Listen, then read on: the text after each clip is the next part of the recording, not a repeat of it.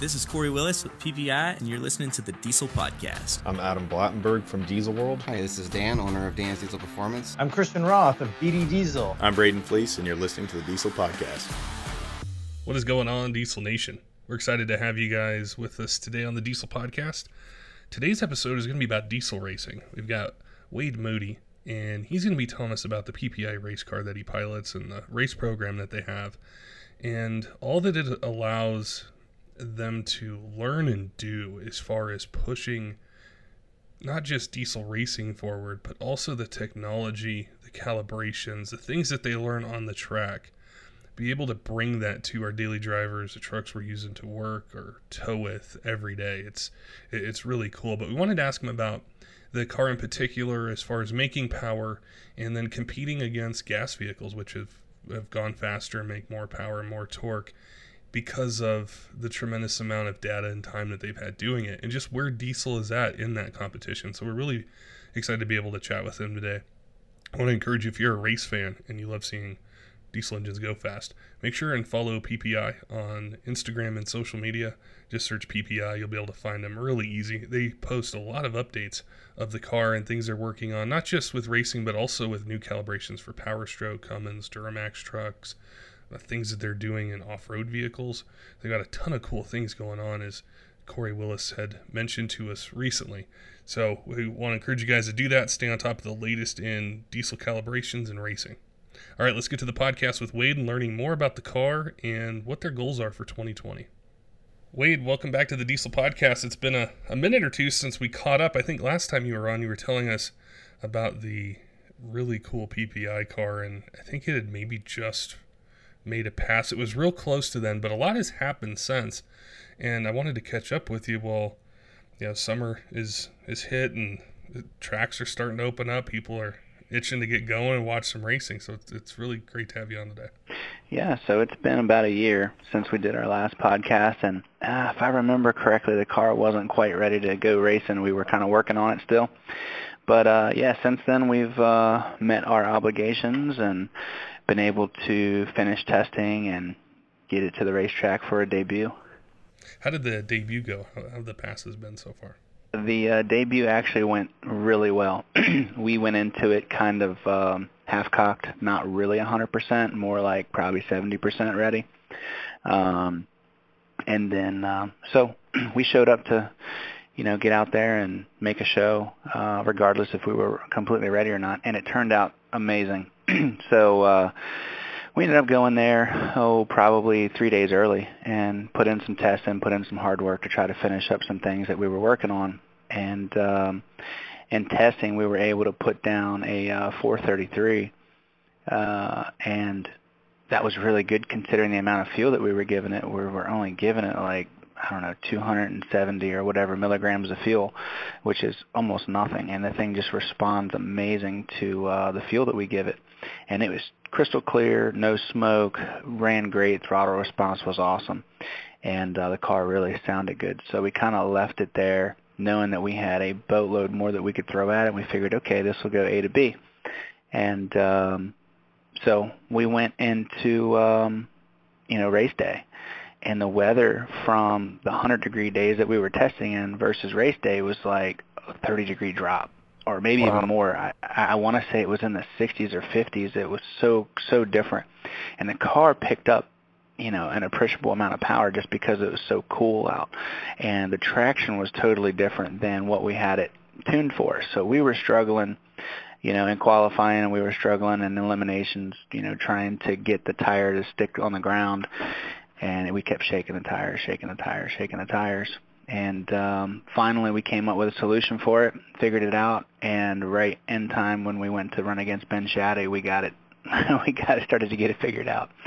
And so we won that round, which was pretty cool. And then we were in the finals. So we had set number one qualifier, and then we ended up making it to the finals. And then we were running against the Fire Punk guys.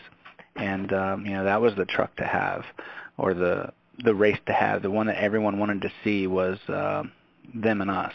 And there was an online wager that was set, and I tried to stay out of all that because I didn't want any more pressure than I had already had.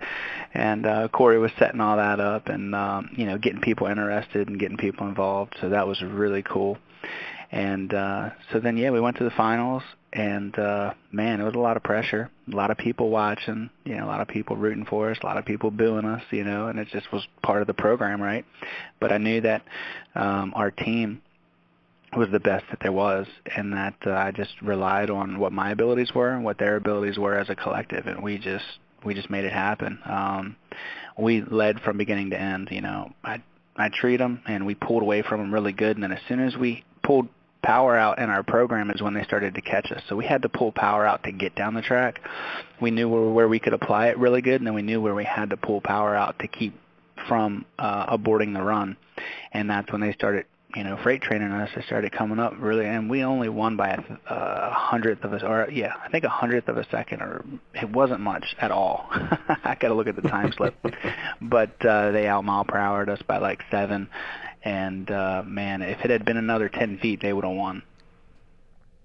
It's so exciting to watch what has happened in I can't say a short amount of time, but it almost feels like it. I think any race enthusiast or diesel enthusiast, it's like time flies by and it's race season's here, and then we're bored for a while and then race season again. But having the technology and the experience that is out there now, it's almost forced a platform change. I wanted to ask you about that. Like 10 years ago it was a 3/4 ton truck that had the weight taken out of it that were at these races, where now they're totally different platforms. And you're an expert in this. I'm just a fan. But what do these new platforms, new chassis, everything give you as a racer to be able to do that, force this change where we're not necessarily, using the old platforms, just had to leave it behind and go to something new? So my experience, my opinion is based on my experience. So I've been in racing my entire life. Like, I raced motocross bikes up until I was 21, and then shortly after that I picked up drag racing. But I was always around it. I may not have participated in it, but family members and friends did, and so I was always around it. And on the gasoline side, the diesel thing didn't really kick in until the early 2000s.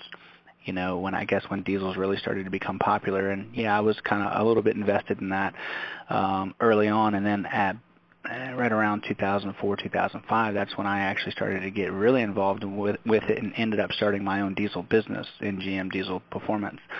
And so as I got into the performance side of the diesels and started to get more and more into racing, I was like, gosh, man, I want to race. And so I started to race, and and as I raced, I was like, man, we're constantly fixing driveline problems. Why am I wasting my time and money doing this? So naturally, the evolution of racing became, don't be a dummy. Get yourself a light vehicle that's made for racing. And that's kind of how that transitioned. And in 2007, I started to build a pro stock chassis and an engine program for that. And it took us a little while to get it done, just because I was very low on finances and just didn't have any support, but I knew what my goal was. And I worked at it, and then finally got together with John Jordan, John Boy. A lot of people on the forums know who that is. And he helped me fix some issues that I had with the wiring, and because we were trying to make the factory controller work with as a standalone setup, and I just wasn't the guy to get it done. I was close, but couldn't get it done. And John Boy came in there and saved the day and got us running. And I, made him basically a full-time tuner on that sucker. And we came out and we raced that thing until 2014. But prior to that, we had won pretty much every full season we ran. We won the championship, and we set records every year. We beat Gail Banks' record in that truck several times. And so it became well known. And so that was pretty cool for us. That was a real good feather in the cap. And then like I said, in 2014, I stopped racing it because I had wrecked it down in Georgia. And I was in the other lane against Ryan Milliken, and Ryan was driving for the G&J. Their race truck. He was piloting that. And I was in my beams, and He was in his pre-stage, and when I hit pre-stage, that means I'm going to start getting ready to go. And so I lit it up, and this thing back then would light up in like 2 seconds. It was ready to go. And he was having problems over there. At first I thought he was burning me down, but that's not what the case was. He was having problems with the trans brake pulling the car into the beams, and so I was on the trans brake for over 10 seconds.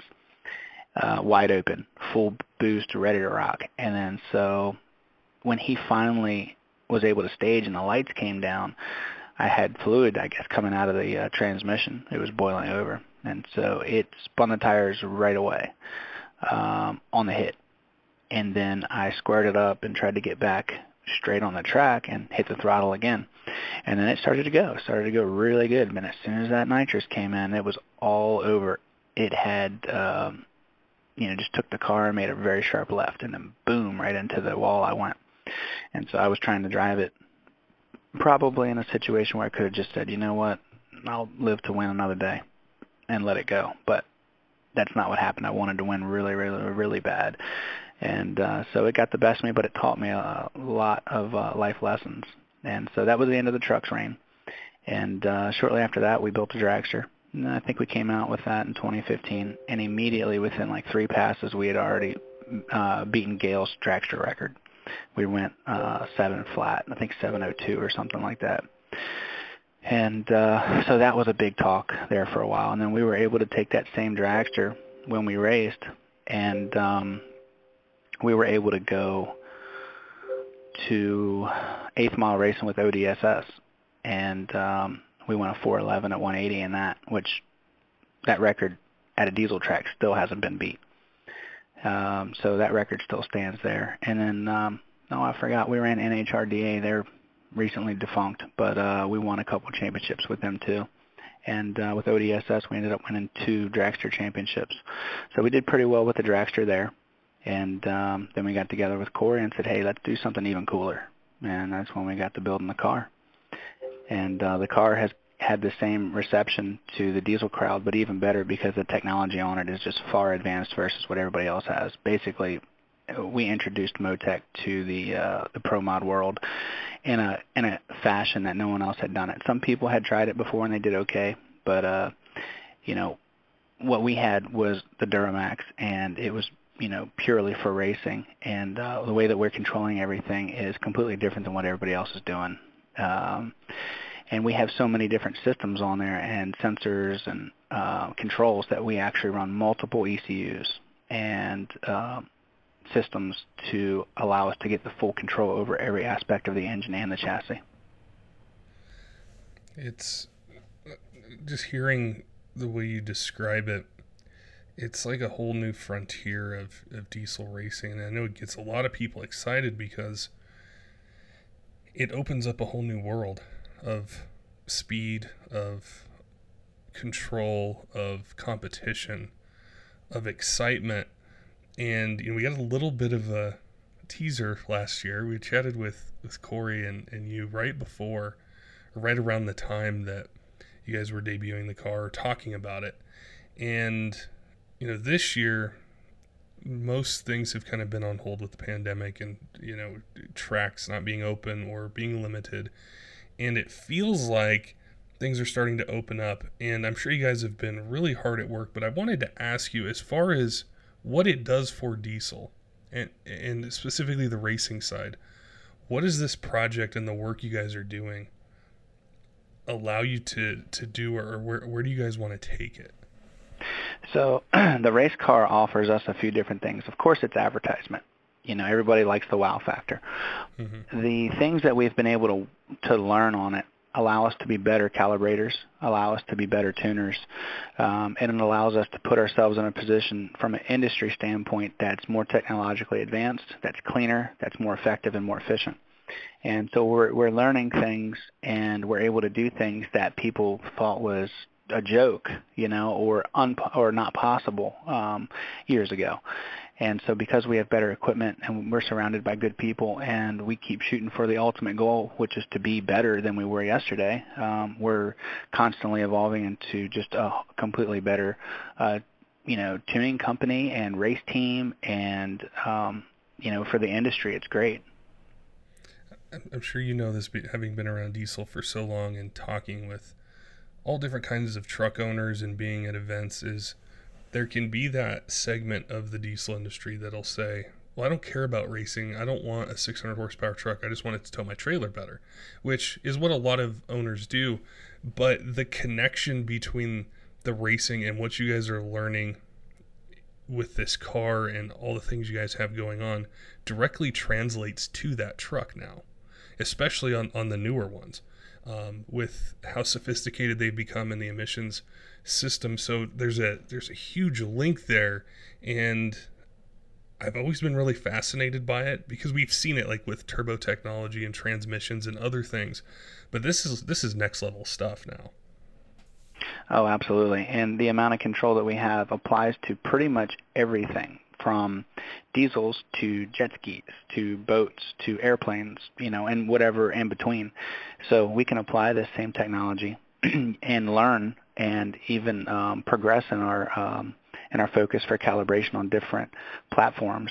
So it's a huge thing. And the biggest, if I were to have one takeaway, it's not as much the control as it is the data that we receive. The data is the most important thing that we could possibly, as a racer, as a company, have is good, repeatable, consistent, and accurate data. And there was a time when that wasn't really there. It was almost guesswork with. Exactly. And I remember actually being a part of that early on because nobody offered a data logger. And I knew that, without a data logger, your best guess is still a guess. And you're looking at, okay, what did your friend see? Or what did your friend's friend see? And what did they hear? And so at the end of the day, it's like, man, you're relying on third, fourth, fifth party information for something that is happening in tenths of a second or thousandths of a second or 10 thousandths of a second, and you really need to know what's going on so you can make accurate changes, 1, for your safety, 2, for your engine safety, and 3, for everybody else's safety.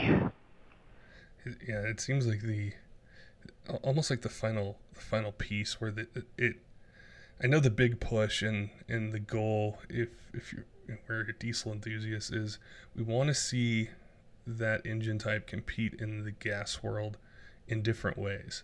And at first it was almost like, hey, these diesel guys are going out and competing in this gas event, but it's completely changed now where it's real, and there's a lot of teams out there that are doing it, and it seems like the data and the precision that you have at your fingertips now is what gets it in that realm. And that's exactly right. The data that we have now tells us a lot of where we were wrong in the past, and in some areas where we were right, because sometimes you do guess in the right area, which is great. So as far as the gas stuff goes, man, we were racing the gassers way back in the late 2000s with our truck. A lot of people get publicity about, oh, they were the first to do this, that, and the other. Yeah, we were racing Top Sportsman with a diesel truck way back in 2010, before any of these big name guys even were out there racing. And I never made a big deal about it because I thought it was more or less normal. And then as we got involved into the diesel game, it's like, oh, well, that's not so much normal. So, but yeah, and as far as now, we have a platform where we can go racing and race with the gasser guys, and we actually do. That's actually what we're currently doing. And we get well received, and we're actually able to use the technology that is designed for, because the gas guys have the technology. They're already doing these things, but to apply it to diesel is something that's basically foreign, and that's where, what we're doing is an uphill climb, trying to control everything to the absolute, 100% level and not at a 50 or 60% level. So, and that's what the gas guys are doing. That's why they're going so fast. That's why they very rarely abort runs, and that's why they're going so fast and so safe while they're doing it. And for us, it's we want to be competitive. I want competition, and if I'm going to be running the gas guys, I know I'm going to have competition because those guys are definitely faster. But recently, we found quite a few things on the dyno, and we know that eventually we can make the power that they make, which is tremendous amounts of power. Like those guys are putting they're making 4,500 horsepower to 5,500 horsepower at their engine, and they're putting down between 3,000 and 4,000 horsepower to the tires, which is really, really a steep change from where the diesel world is right now. And they're at the same weight, if not heavier. And I've seen some dyno graphs from the gas guys that make our torque numbers look like child's play. So they're making power that we're not even, in the realm of, generally speaking. So that's kind of a David and Goliath versus, or kind of deal, but that's okay. That's the challenge that we look for. We want to be able to have a goal and say, okay, I'm going for that. And then, if it takes us a year or two, fine, but we're going to do what it takes to get there. And eventually we will be competitive with those guys. And at the whole time, we're trying to bring diesel performance to a new level. Not only is it clean, but it's competitive and consistent. That is what Corey had chatted with us about recently on the podcast, was some of the power numbers that the new trucks can make within the emissions framework, and knowing that just right now that's where things are at. What are they going to look like in the future? I'm sure there's things you guys are learning with hard parts and different calibrations that in a year or two, if we think back to like 2008 to 12, 13, somewhere in there, if someone would have said you could have a 550, 600 horsepower emissions equipped truck, people would laugh at you. Where now that's a reality. And we start to think about the future a little bit. Where are things going to be next summer, the summer after that? And it's so exciting to see what you guys are doing, and the information and the giant push forward, which is what this is all needed, and how quickly it's happening. And you'd mentioned, the gas platforms and the racers, how they're faster and they make more power, and they've had so much more time at it. But it seems like diesel is just catching up really fast. It may not be quite there yet, but it's moving at an incredible pace. And I think what you guys are doing, and the competition and the expertise and the people that you guys have is moving that along at an incredible pace. Oh yeah, that's a loaded statement. The people we have here are extremely talented. Everybody's got their place and they do their job really well, and that's what adds to the team. We would be not where we're at today if it wasn't for the extremely talented team that we have today. Not just our race team, but also here at PPEI. The team here is extremely, extremely talented. And to tie back into what you were saying with how long the gas guys have been doing it, yes, they've been doing it forever, and they've got a ton more time of development and racing stuff figured out, where we're kind of okay. So for the Cummins guys, they've been racing a lot longer than Duramax. I mean, they had almost, I guess, a 10-year start. So they're even further developed, or should be further developed than we are. The Duramax guys, that's one of the last engines that were basically developed in comparison. Diesel's been out for a long, long, long time. And the latest common rail offering has changed the game completely. And I know there's new Ford motors and stuff like that out there, but I'm not a Ford guy, so I don't really consider those raceable engines. I actually started with Cummins and then morphed off into doing just Duramax only. So I appreciate the Duramax more than all of them, just because for me personally, it's more of a raceable engine. It's V8, it's smaller package, it's a little bit lighter, but there are some disadvantages. Tick for tat, it does not make the same power as a Cummins unless you modify it, and we found ways to modify it to compete or even beat the Cummins guys that are out there.